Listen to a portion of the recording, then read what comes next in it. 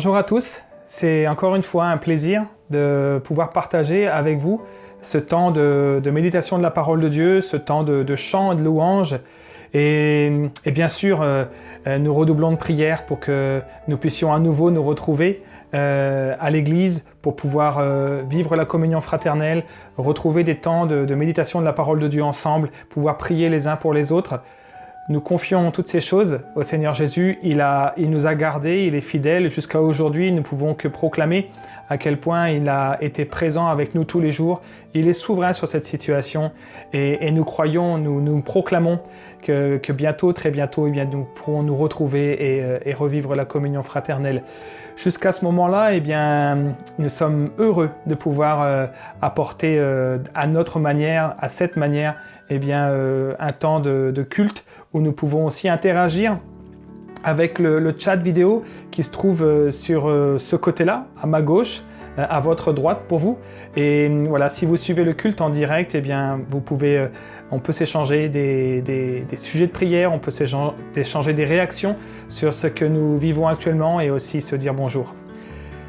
Voilà, eh bien, si vous avez votre Bible avec vous, j'aimerais qu'on puisse lire ensemble le psaume 16. Le psaume 16 qui est un hymne de David, un cantique, une chanson de David. Et voilà ce que nous pouvons lire dans ce psaume, le psaume 16. « Garde-moi, ô Dieu, car je cherche en toi mon refuge. Je dis à l'Éternel, tu es mon Seigneur, tu es mon souverain bien. Les saints qui sont dans le pays, les hommes pieux sont l'objet de toute mon affection. On multiplie les idoles, on court après les dieux étrangers. Je ne répands pas leur libation de sang, je ne mets pas leur nom sur mes lèvres. L'Éternel est mon partage et mon calice, c'est toi qui m'assures mon lot. Un héritage délicieux m'est échu, une belle possession m'est accordée. Je bénis l'Éternel, mon conseiller, la nuit même mon cœur m'exhorte. J'ai constamment l'Éternel sous mes yeux, quand il est à ma droite, je ne chancelle pas. Aussi mon cœur est dans la joie, mon esprit dans l'allégresse, et mon corps repose en sécurité. Car tu ne livreras pas mon âme au séjour des morts, tu ne permettras pas que ton bien-aimé voie la corruption. Tu me feras connaître le sentier de la vie, il y a d'abondantes joies devant ta face, un bonheur éternel à ta droite. » Alors, juste deux choses que j'ai relevées dans ce psaume qui m'ont beaucoup parlé cette semaine. La première chose, c'est quand nous pouvons lire, voilà, David dit « On multiplie les idoles, on court après les dieux étrangers ». Eh bien, aujourd'hui, avec ce que nous vivons, eh bien, ça semble être des paroles d'un autre âge. Ça nous semble complètement étranger, cette notion d'idole et de dieu étranger. Pourtant, aujourd'hui, quand on regarde, quand on observe l'actualité, quand on regarde un peu ce que le monde nous propose dans les médias et sur Internet aussi, on voit beaucoup de personnes dont on dit qu'ils vouent un culte à la beauté, par exemple. Et donc, la parole de Dieu se révèle encore une fois actuelle et vivante. Elle nous parle aujourd'hui, ce que David disait il y a des siècles en arrière, et bien se révèle complètement d'actualité aujourd'hui. Parce que il y a littéralement des dieux. Il y a littéralement des idoles, des faux dieux auxquels eh bien, nous vouons des cultes, auxquels eh bien, nous sommes attirés pour consacrer du temps et tourner nos regards vers cela. Au temps de David et jusqu'à l'ère de la foi chrétienne, ces dieux étaient personnifiés, nommés, ils étaient taillés dans de la pierre sous forme de statues ou peints sous forme d'icônes et on les vénérait dans les temples ou dans les maisons. Même si tout cela semble avoir disparu, eh bien, leur influence sur les hommes, sur la société, sur le monde n'a pas beaucoup changé. Et aujourd'hui, il est très coutumier de voir des personnes vouer un culte à la beauté, à l'apparence physique, vouer un culte à la mode vestimentaire, à réfléchir et à passer du temps à savoir comment être bien habillé, comment être observé, comment apparaître en public. On fait aussi beaucoup attention à notre jeunesse, c'est-à-dire que l'on voue un culte à la jeunesse éternelle et beaucoup craignent la vieillesse. On fait aussi beaucoup attention à notre santé et certains vouent un culte à une nourriture saine. Et on trouve aujourd'hui, sortent régulièrement de nouveaux styles de manière de nous nourrir avec des communautés qui se créent parce qu'ils ont tous ensemble les mêmes attirances et les mêmes... ils consacrent beaucoup de temps à réfléchir à de quoi ils vont se nourrir et comment ne plus se nourrir. Beaucoup aussi vouent un culte au succès dans leurs affaires.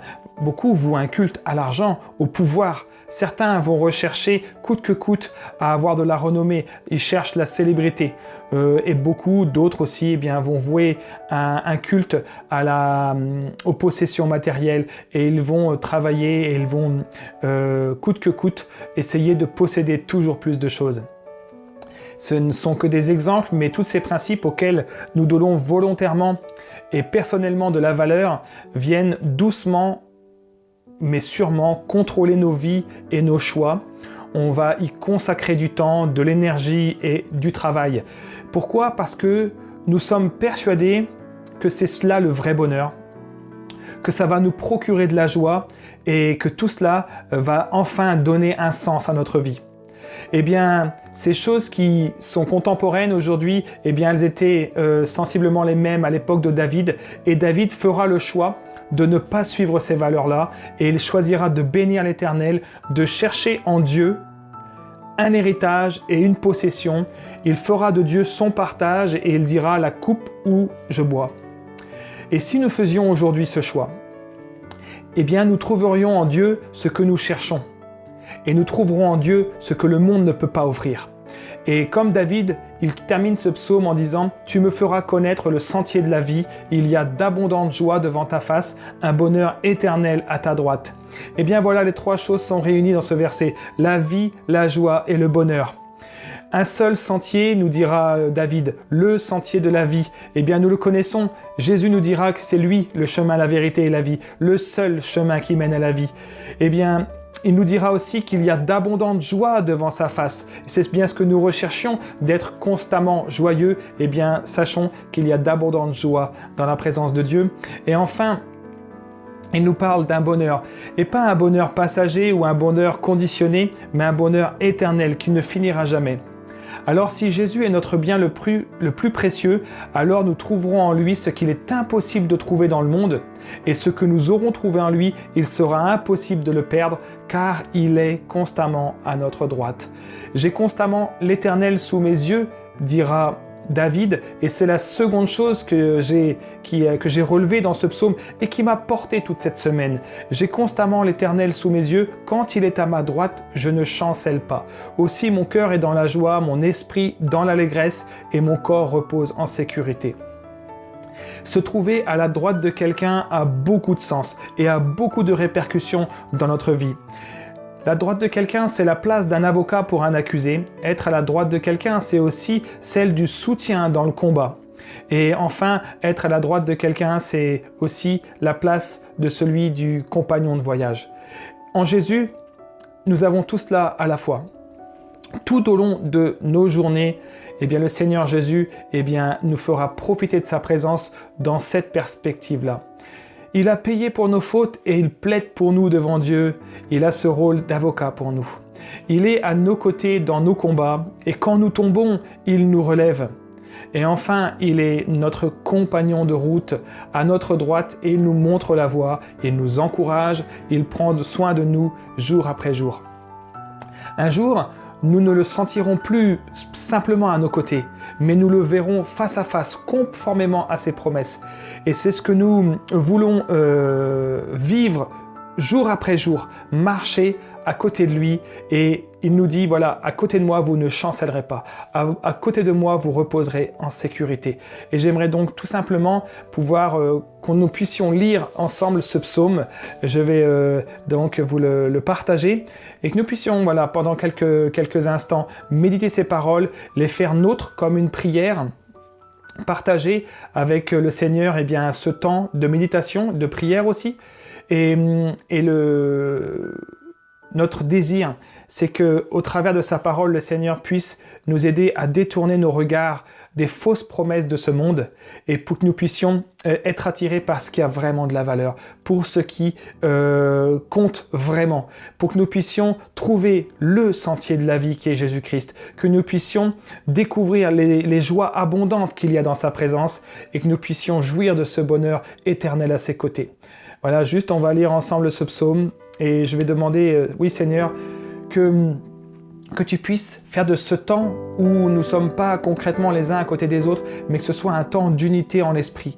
Merci Seigneur de bénir mes frères et sœurs qui sont au-delà de cette caméra et que tu puisses Seigneur nous visiter chacun dans nos maisons, que tu puisses Seigneur nous faire profiter de ta présence et qu'elle efface toutes les choses du monde Seigneur. Seigneur, tu veux faire la lumière dans nos vies. Tu veux être celui qui apporte d'abondantes joies. Tu es celui qui apporte la vie et qui apporte un bonheur sans fin. Merci Seigneur de nous aider à focaliser notre regard sur toi, à focaliser nos pensées sur toi. Merci Seigneur parce que tu viens prendre toute la place dans nos cœurs. Et merci Seigneur parce que tu viens tirer notre âme de son sommeil pour qu'elle te loue encore, pour qu'elle te célèbre encore. Merci Seigneur de recevoir tout ce qui a été préparé par les uns les autres comme un culte de bonne odeur pour toi, comme un parfum de bonne odeur. Merci Seigneur parce que tu nous soutiens jour après jour, tu nous relèves dans nos combats, tu nous accompagnes sur notre route et Seigneur, tu plaides nos causes Seigneur et tu pardonnes nos péchés, tu nous apportes miséricorde et pardon et nous voulons te louer pour tout cela. Tu es notre force, Seigneur Jésus. Amen.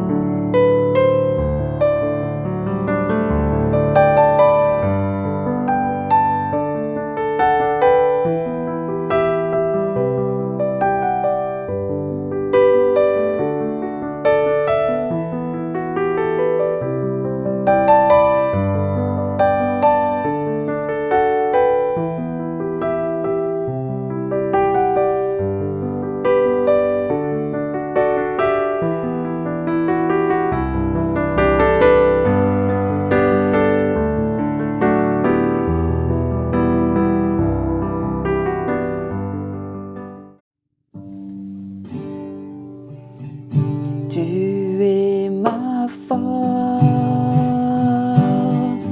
incomparable, incomparable.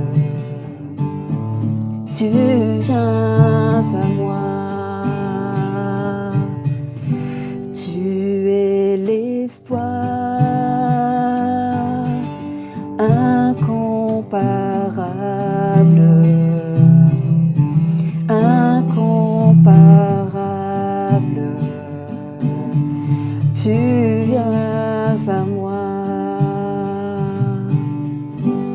dans l'abondance de ta grâce, par la puissance de ton nom, tu me relèves, tu me relèves, amour divin, inébranlable, intarissable. Tu viens à moi dans l'abondance de ta grâce, par la puissance de ton nom, tu me relèves, tu me relèves.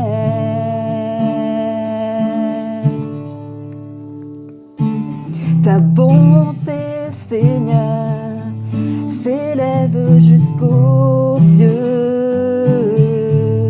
Oh, ta fidélité atteint les nuées.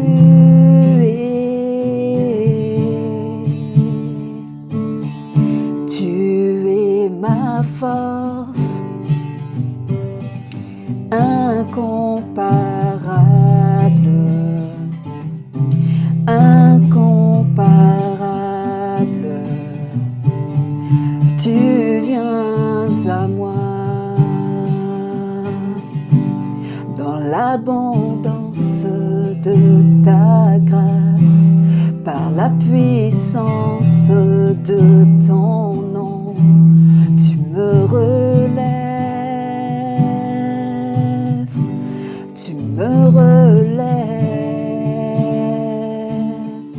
tu es l'espoir incomparable, incomparable.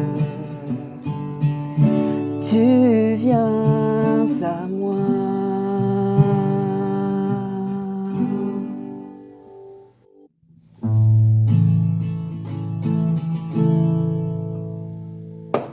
Dieu,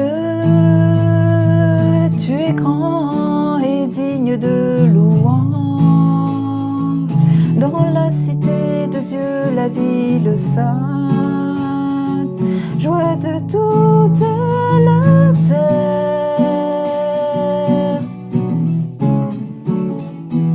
Dieu, tu es grand, toi qui nous donnes la victoire. Tu nous aides à vaincre l'ennemi. Nous plions le genou.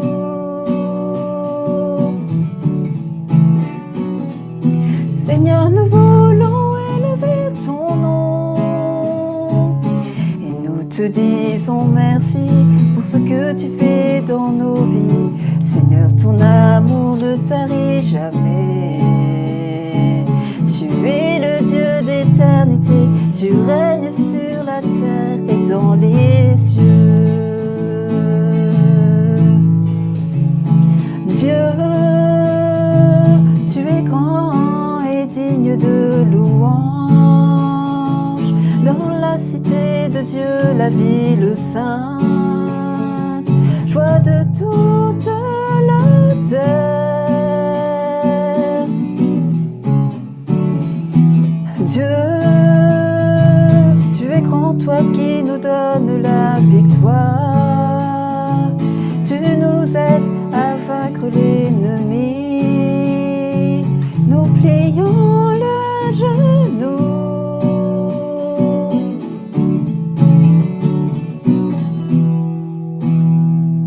Seigneur, nous voulons élever ton nom. Et nous te disons merci pour ce que tu fais dans nos vies. Seigneur, ton amour ne tarit jamais. Tu es le Dieu d'éternité, tu règnes sur la terre et dans les cieux.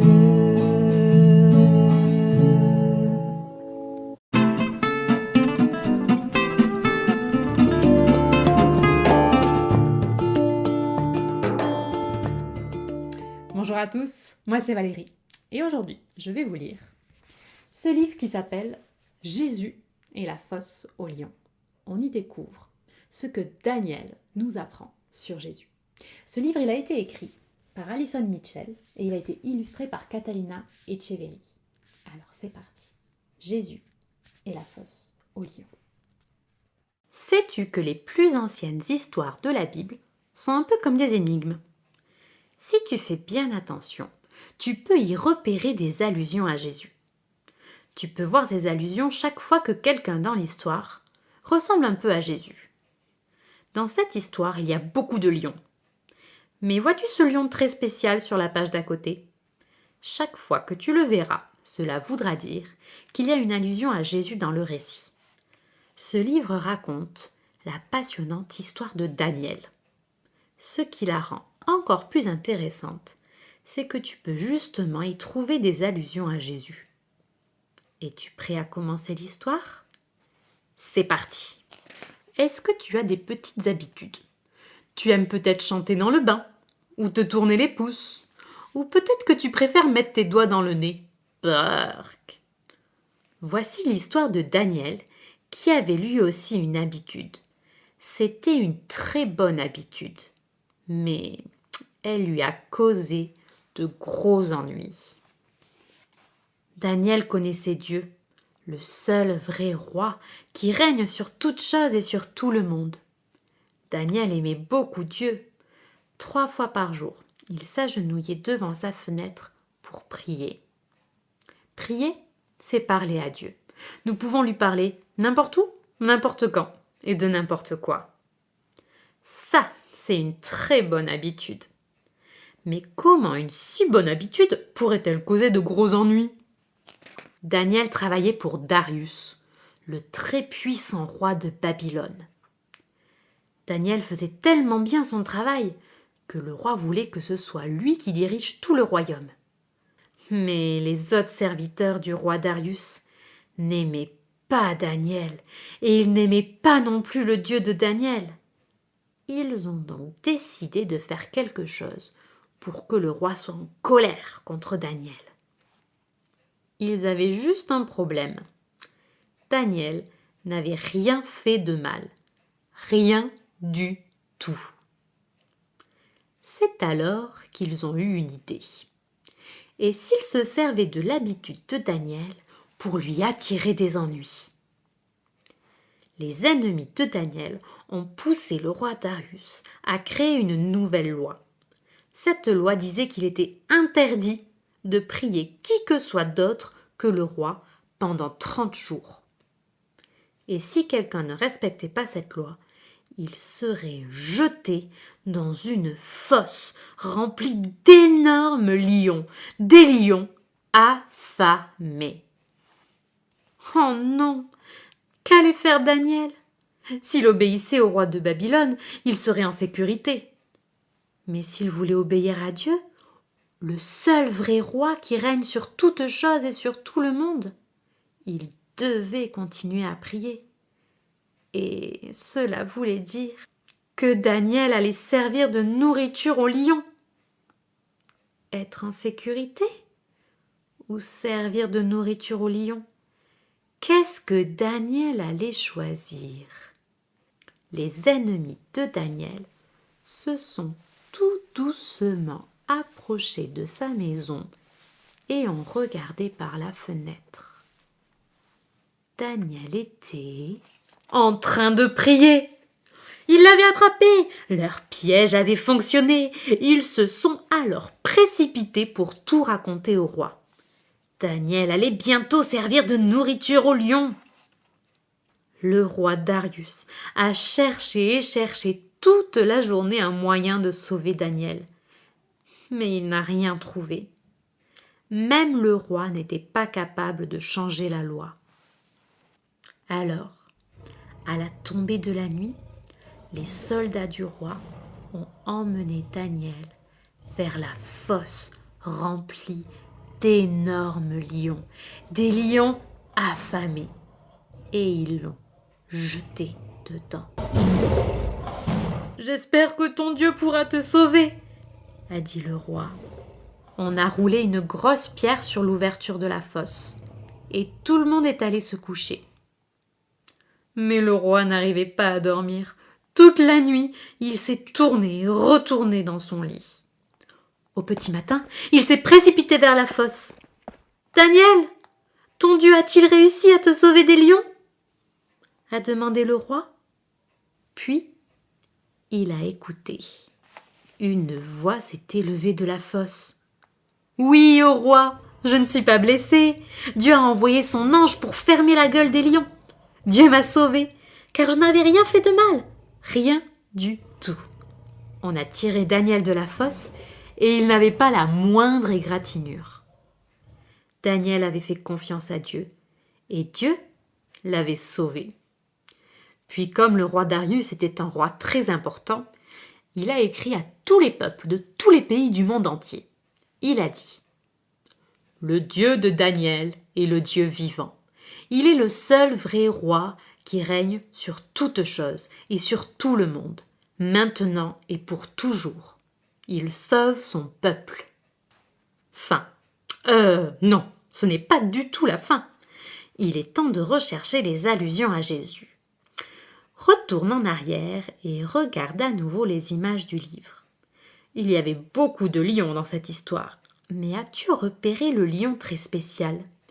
Il apparaît chaque fois qu'il y a une allusion à Jésus dans l'histoire.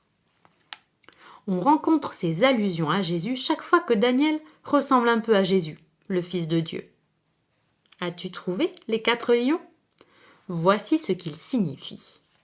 Les ennemis de Daniel voulaient se débarrasser de lui.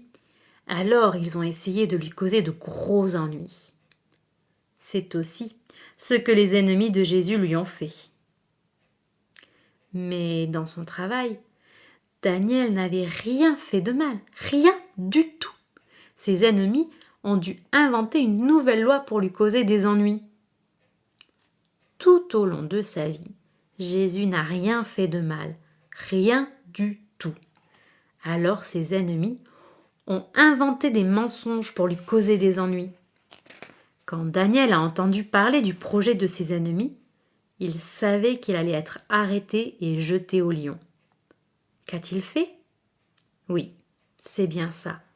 Daniel a prié. Jésus savait qu'il allait être arrêté et tué sur la croix. Qu'a-t-il fait ? Il a aussi prié. Daniel est-il mort dans la fosse aux lions ? Non. Les lions avaient très faim, et quand Daniel a été jeté dans la fosse, il n'avait pas une seule chance de s'en sortir. Mais Dieu, le seul vrai roi, qui règne sur toutes choses et sur tout le monde, a fait sortir Daniel de la fosse. Jésus est-il mort sur la croix ? Oui. Oui ? Oui. Jésus était vraiment mort. Mais ensuite, Dieu a retiré son fils de la mort. Et tu sais ce qui est extraordinaire dans tout ça ? Dieu promet aussi de retirer de la mort tous les amis de son fils, afin qu'ils vivent pour toujours avec lui. Dieu peut-il réellement faire cela ? Oui, il le peut. Il l'a déjà fait. Un jour, tous les amis de Jésus vivront avec lui pour l'éternité. En attendant, nous pouvons faire comme Daniel et parler au seul vrai roi, qui règne sur toutes choses et sur tout le monde. Et nous pouvons le faire chaque jour.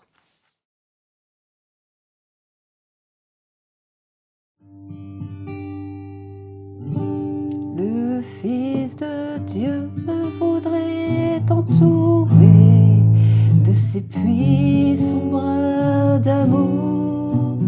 Lui seul peut combler ton âme pour toujours.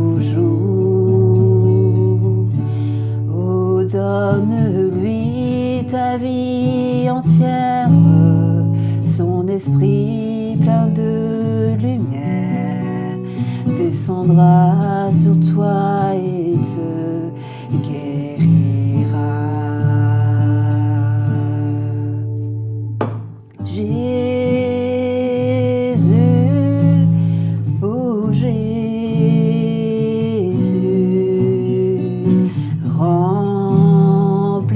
remplis-nous de toi. Jésus, oh Jésus,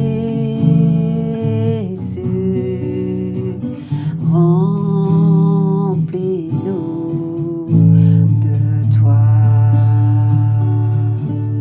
Oh, viens chanter l'amour de Jésus et proclamer son salut. Soumettons ton cœur à ce glorieux Sauveur.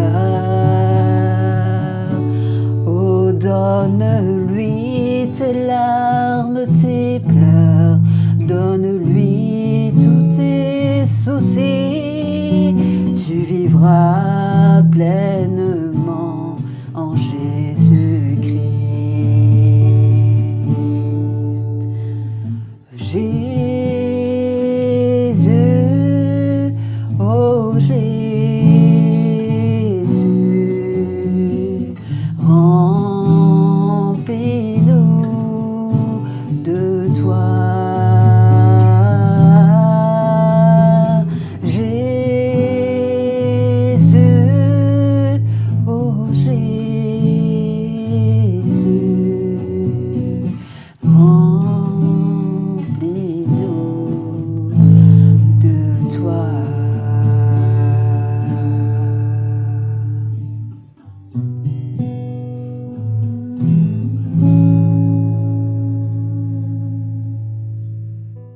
Bonjour à tous et bienvenue encore pour ce temps d'échange, ce temps de méditation autour de la parole de Dieu. Quel privilège nous avons de pouvoir prendre ce temps ensemble. Je suis reconnaissant aussi pour cette occasion que le Seigneur nous donne de nous arrêter et de méditer ensemble sa parole. Je voudrais vous inviter à ouvrir vos Bibles si vous les avez ou lire sur ce qui sera affiché. Le passage d'Ésaïe 55, c'est le passage sur lequel je voudrais nous amener à réfléchir, nous amener à poser des questions, aussi nous poser des questions, simplement méditer par rapport à la volonté de Dieu pour nous en ces temps un peu difficiles. Ça fait depuis lundi, donc depuis le 11, que nous sommes sortis de cette période de confinement plus ou moins ferme, où on a droit maintenant à faire un peu plus de choses que les semaines passées. Et nous voulons être reconnaissants pour cela aussi. Et la question qui se pose maintenant, de plus en plus, c'est à quoi va ressembler notre vie à partir de maintenant ou à partir quand le confinement sera total. Et ce qu'on entend aussi dans les médias, les termes que j'utilise, c'est à quoi va ressembler la vie d'après. À quoi va ressembler la vie d'après. Et j'ai été très surpris en tout cas, pour ma part, de trouver des réponses dans la parole de Dieu. Et c'est cela que je veux partager avec vous ce matin. Donc, lisons ensemble Ésaïe 55. « Vous tous qui avez soif, venez vers l'eau, même celui qui n'a pas d'argent, venez acheter et manger. Venez acheter du vin et du lait sans argent, sans rien payer. Pourquoi dépensez-vous de l'argent pour ce qui ne nourrit pas? Pourquoi travaillez-vous pour ce qui ne rassasie pas? Écoutez-moi vraiment et vous mangerez ce qui est bon, vous savourez des plats succulents. Tendez l'oreille et venez à moi, écoutez donc et vous vivrez. Je conclurai avec vous une alliance éternelle pour vous assurer les grâces promises à David. Je l'ai établi comme un témoin pour les peuples, comme un guide et un chef pour eux. Tu appelleras des nations que tu ne connais pas et des nations qui ne te connaissent pas accourront vers toi à cause de l'Éternel ton Dieu, du Saint d'Israël, parce qu'il te donne sa splendeur. Recherchez l'Éternel pendant qu'il se laisse trouver. Faites appel à lui tant qu'il est prêt, que le méchant abandonne sa voie et l'homme injuste ses pensées. Qu'il retourne à l'Éternel, il aura compassion de lui. Qu'il retourne à notre Dieu, car il pardonne abondamment. En effet, vos pensées ne sont pas mes pensées et mes voies ne sont pas vos voies, déclare l'Éternel. Le ciel est bien plus haut que la terre, de même mes voies sont bien au-dessus de vos voies et mes pensées bien au-dessus de vos pensées. La pluie et la neige descendent du ciel et n'y retournent pas sans avoir arrosé la terre, sans l'avoir fécondée et avoir fait germer ses plantes, sans avoir fourni de la semence au semeur et du pain à celui qui mange. Il en va de même pour ma parole, celle qui sort de ma bouche. Elle ne revient pas à moi sans effet, sans avoir fait ce que je désire et rempli la mission que je lui ai confiée. Oui, vous sortirez dans la joie et vous serez conduits dans la paix. Les montagnes et les collines éclateront en cris de joie devant vous et tous les arbres de la campagne battront des mains. Au-delà des buissons épineux poussera le cyprès, au lieu des buissons épineux poussera le cyprès, au lieu de l'ortie poussera le myrte, et cela contribuera à la réputation de l'Éternel. Ce sera un signe éternel qui ne disparaîtra jamais. Dans ce passage, le prophète Ésaïe va interpeller le peuple de Dieu qui est sous sa colère, sous son jugement, et il va lui dire de revenir à son Créateur. Il dit, mais vous vous êtes lancé dans plein de choses qui vous ont détourné de Dieu. Le Seigneur vous dit de revenir, de boire gratuitement, de manger gratuitement, d'acheter même si vous n'avez pas d'argent. Pourquoi? Parce que à d'autres passages dans la Bible, le Seigneur Jésus même va faire allusion à cela. Il va dire, mais il va envoyer ses disciples et dire, ne prenez pas de bourse, allez-y comme vous êtes. Parce que quand vous faites la volonté de Dieu, Dieu s'occupe quelque part du reste. Donc, vous vous êtes lancé dans plein de choses qui vous ont éparpillé, qui vous ont empêché de vous focaliser sur Dieu. Le Seigneur vous demande de revenir à lui, et il s'occupera du reste. Il y a d'autres passages dans les psaumes, par exemple, où le psaume 12, verset 7, le psaume 127, 2 plutôt, en vain vous lèverez-vous le matin, vous couchez-vous tard et mangez-vous le pain de douleur. Le Seigneur en donne autant à ses bien-aimés pendant leur sommeil.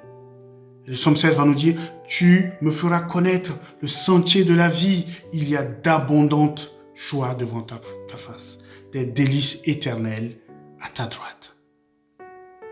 Le Seigneur dit, mais voilà tout ce que vous pouvez trouver à revenir vers moi. Mais plus que ça, je veux conclure avec vous une alliance. Et une alliance qui est éternelle. Pourquoi? Pour vous donner une idée, c'est pour vous assurer les grâces que j'ai accordées, que j'ai promises à David. Alors, pour vous faire une idée de toutes ces grâces, toutes ces choses que le Seigneur a faites à David ou a accordées à David, je vous invite à lire, par exemple, dans le psaume 89, versets 15 à 29, où le Seigneur décrit ce qu'il a fait à David, ce qu'il a accordé à David, ce qu'il a fait au travers de David et ce qu'il a fait par le biais de David.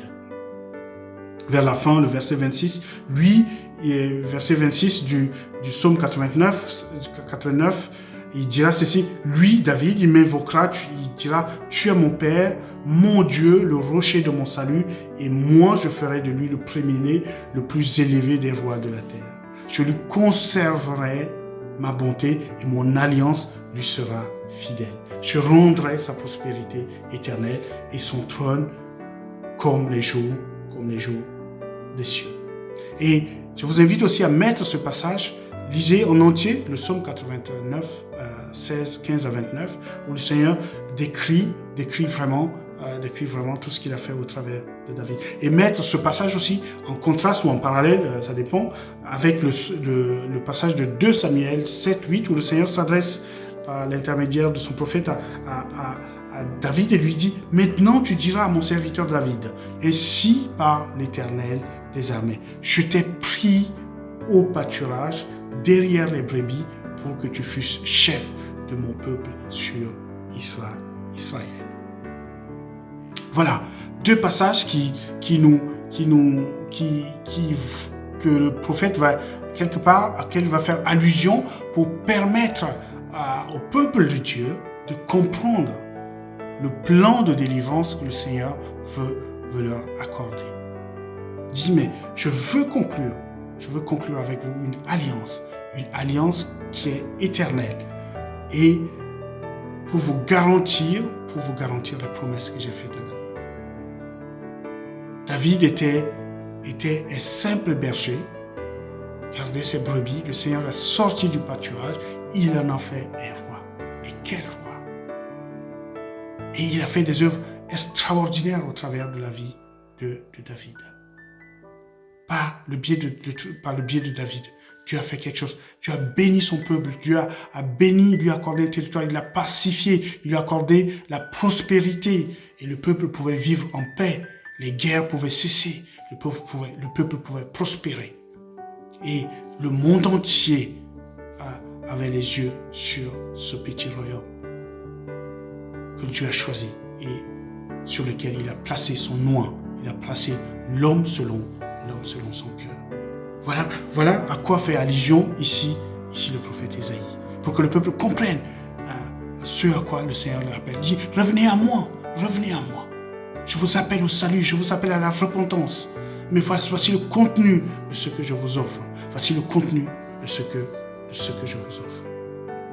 Vous ne reviendrez pas simplement parce que je veux que vous reveniez à moi. Mais vous revenez parce que je veux faire de vous à nouveau ce peuple sur lequel a régné David. Toutes ces promesses que j'ai faites à David, je veux le voir encore s'accomplir au travers de vous. Et il les appelle. Il leur explique aussi qu'ils ne peuvent pas le comprendre. Il y a l'homme est dans une certaine incapacité à saisir Dieu à partir du verset 8 jusqu'au verset 13.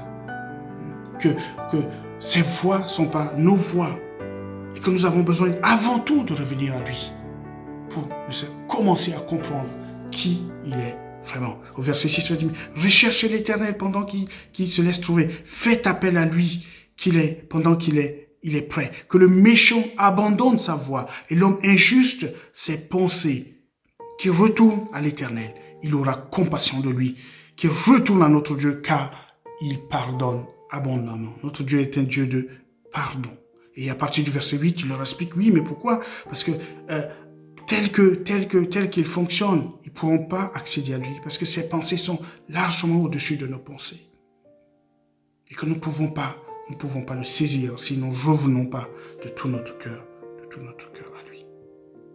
Et seulement dans cette union-là, oui, dans cette union avec lui, dans ce temps de repentance, le Seigneur se laissera trouver et le Seigneur va dévoiler encore au travers de la vie de son peuple tout son plan pour attirer à lui encore d'autres peuples.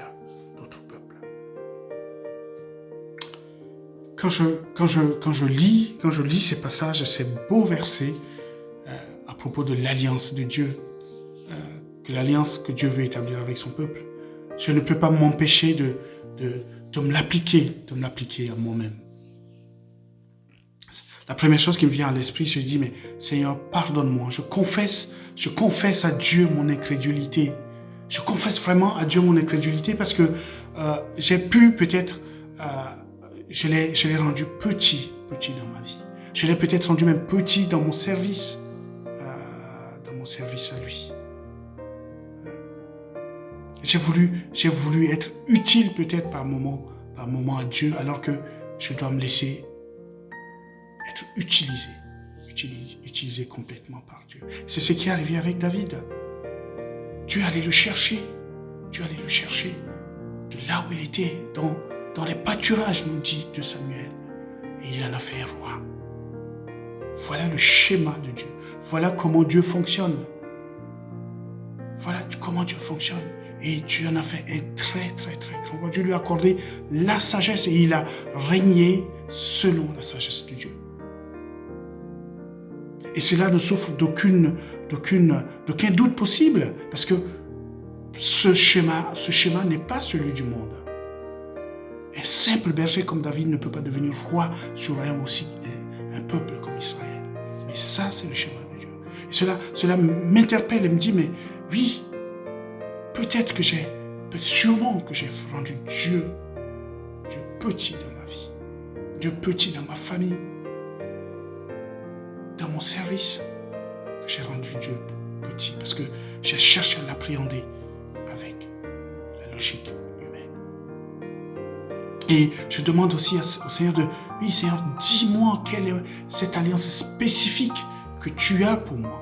Oui, je sais que tu as cette alliance qui s'est accomplie aussi, que tu as conclue au travers de ton Fils, qui m'a sorti de la boue du péché, qui m'a ramené, qui m'a greffé à ta famille. Et quel privilège que cette alliance-là.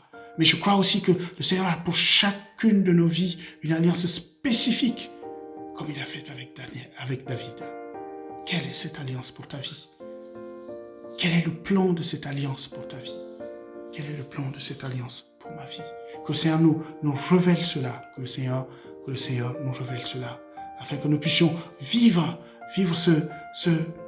cet aspect, cette dimension cette dimension avec Dieu qui ne souffre d'aucun doute, et où ceux qui nous entourent vont dire, ça c'est la main de Dieu, ça ne peut pas venir de ça, ça c'est la main de Dieu. voilà mon cœur ce matin. Et j'ai envie qu'à la fin, que chacun, on ne peut pas le faire parce qu'on est à distance, mais que ce fardeau soit sur notre cœur, que nous interpellons, nous prions à Dieu, nous crions à Dieu, qui nous aide vraiment à rentrer dans cette alliance spécifique, pour nos vies, pour chacune de nos vies.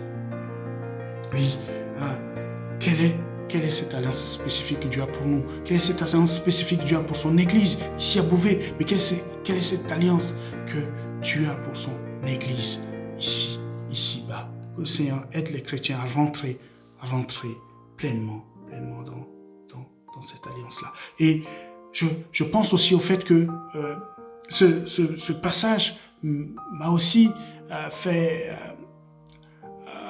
penser à ce que je disais en introduction. Quelle sera la vie d'après? Quelle sera la vie d'après? Comment nous allons vivre après? Et j'aimerais être cet instrument qui dirait à ceux qui ne connaissent pas encore Dieu que rien ne va changer si jamais nous n'invitons pas Dieu dans nos plans. Que rien ne va changer si nous n'invitons pas Dieu dans nos vies. Ce ne sont pas les plans des hommes, ce ne sont pas l'intelligence de nos gouvernants, ce ne sont pas l'intelligence de nos scientifiques qui nous permettront de repartir sur une nouvelle base. Parce que le problème en lui-même vient de notre cœur. Le problème en lui-même vient de notre cœur. Le problème en lui-même vient du cœur de l'homme. Et ce cœur de l'homme qui le pousse à mettre Dieu hors jeu.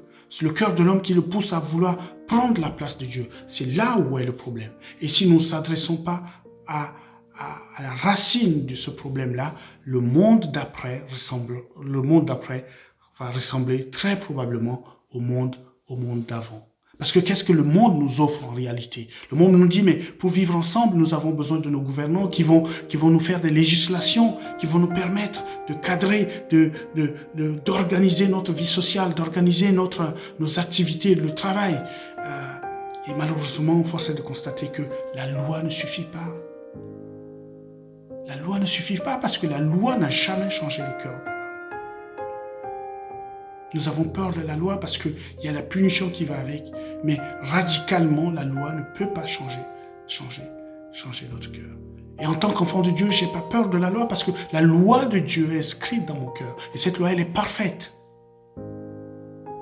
Mais si je veux que dans la société, cette loi soit efficace, je dois dire à ceux qui m'entourent que ce qui leur manque, c'est la dimension de Dieu dans leur cœur. C'est la dimension de Dieu dans leur cœur. Le monde nous dit aussi, mais vous avez la science. Oui, la science est là pour notre bien-être. La science est là pour que, par ses progrès, nous puissions encore accéder à plus de connaissances et que nous n'avons pas besoin de Dieu. Mais la science ne résout pas les problèmes de mon âme. La science ne résout pas les aspirations de mon cœur. Ce cœur cette âme qui aspire à plus de choses, cette âme qui aspire à être satisfait, cette âme qui aspire à une relation, à une communion avec quelque chose qui est beaucoup plus grande qu'elle, et quelque chose qui transcende la science. La science ne peut pas répondre à cela. Et cela ne peut pas se prouver scientifiquement. Et la science a montré ses limites là-dessus. Donc nous avons besoin de Dieu. Nous avons besoin de revenir à Dieu. Déjà, en tant qu'enfants de Dieu, nous avons besoin de cela. Parce que tout ce que le monde nous offre, que ce soit la science, que ce soit la loi de notre société qui est bien organisée, que ce soit l'éducation, la philosophie, que ce soit le progrès de la médecine, que ce soit la finance, le système bancaire dans lequel nous pouvons déposer nos surplus et qui nous garantissent peut-être des lendemains paisibles, tranquilles, sans besoin. Toutes ces choses-là ont participé à amoindrir Dieu dans notre vie. Et ce temps que nous venons traverser devrait nous interpeller en tant qu'enfants de Dieu.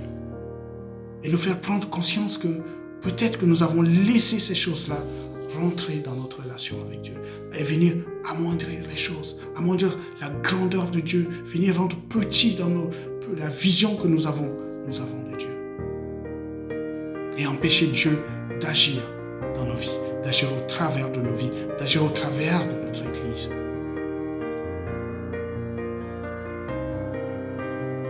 Et c'est ça que de cette prise de conscience naîtra aussi ce cœur qui est plein de conviction, ira vers l'extérieur et va dire, écoutez, revenez à Dieu, parce que tu as un autre plan pour les humains. Tu as un autre plan pour ces créatures. Et ce plan, c'est de conclure une alliance avec nous. Et cette alliance, elle est éternelle. Cette alliance ne va pas flancher au gré des crises, comme nous avons pu le constater, où les alliés, ceux qui, du moins, avaient travaillé ensemble jusque-là, se mettaient en concurrence parce qu'ils veulent chacun être servi pour pouvoir se protéger contre ce virus avant les autres. Non. Nous avons besoin de revenir à Dieu parce que l'alliance avec Dieu, elle est éternelle. Et cette alliance, elle est éternelle. Pourquoi? Parce que c'est Dieu l'éternel qui en est le garant et qui en est l'initiateur et qui en est le garant. Donc, cette alliance ne peut pas défaillir. Elle est éternelle. Elle ne peut pas faillir parce que Dieu ne faillit pas.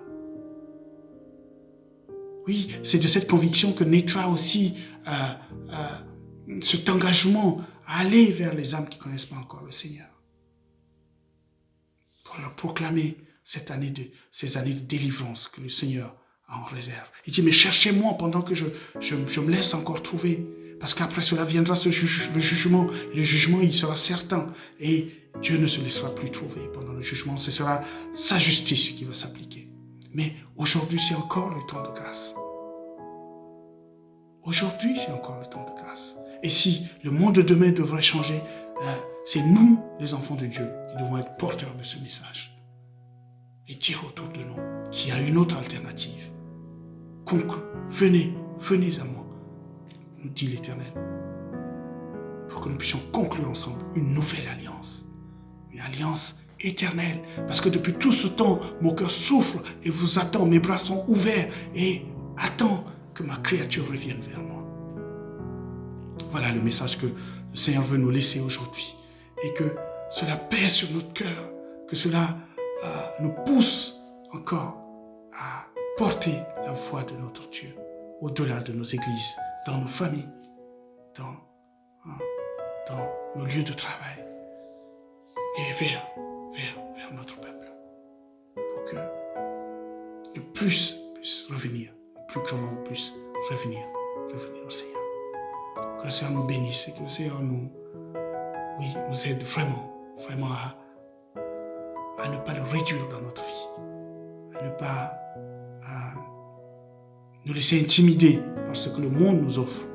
Parce que je pense que ces temps, il les a permis aussi pour que son Église prenne conscience des limites de ce qu'offre le monde et son Église revienne à cette alliance initiale qu'il veut conclure avec nous, faire de nous des rachetés et qui par leur vie, qui par leurs actes chantent, révèlent la gloire de ce Dieu infiniment grand et qui se révèle au travers de ces petites vies que nous sommes, mais qui fait des choses tellement grandioses que le monde va être confondu de sa puissance et de sa grandeur. Que le Seigneur vous bénisse. Amen. Eh bien voilà, j'espère que vous avez pu être bénis ce matin par ce temps de vidéo par YouTube. Et je voudrais juste vous faire les quelques annonces avant de nous retrouver juste après pour la communion fraternelle. Donc voilà, après nous aurons ce temps de conférence avec Zoom où nous pourrons les uns les autres partager nos semaines, nos nouvelles, ce que nous avons pu vivre ensemble avec le Seigneur. Vous avez dû recevoir un lien pour la conférence Zoom juste après le culte. Et également pour mercredi soir à 20h30, nous aurons aussi avec Zoom ce temps de méditation de la parole de Dieu, de prière. Et pour celles et ceux qui ne peuvent pas participer avec autant de prières du mercredi soir, je vous encourage à partager vos sujets de prière et nous serons disciplinés et nous ferons la joie de prier et d'intercéder pour vous. J'aimerais aussi vous communiquer une nouvelle fois les différentes manières de soutenir l'Église financièrement, de contribuer aussi à ce que nous puissions aider les personnes les plus faibles de la communauté. de l'Assemblée. Et donc voilà, je vous donne le lien IBAN qui va apparaître bientôt, tout de suite. Et aussi l'adresse postale pour envoyer aussi vos chèques si vous voulez participer au soutien financier de l'Église. Je vous souhaite un bon dimanche, une bonne semaine, que le Seigneur vous bénisse.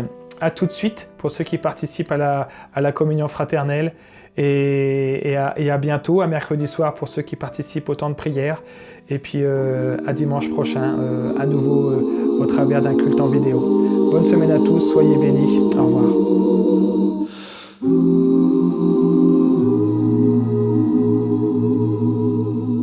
Que la grâce du Seigneur Jésus-Christ, l'amour de Dieu et la communion du Saint-Esprit soient avec vous tous, soient avec vous tous. Que la grâce du Seigneur Jésus-Christ, l'amour de Dieu et la communion du Saint-Esprit soient avec vous tous, soient avec vous tous, soient avec nous tous, soient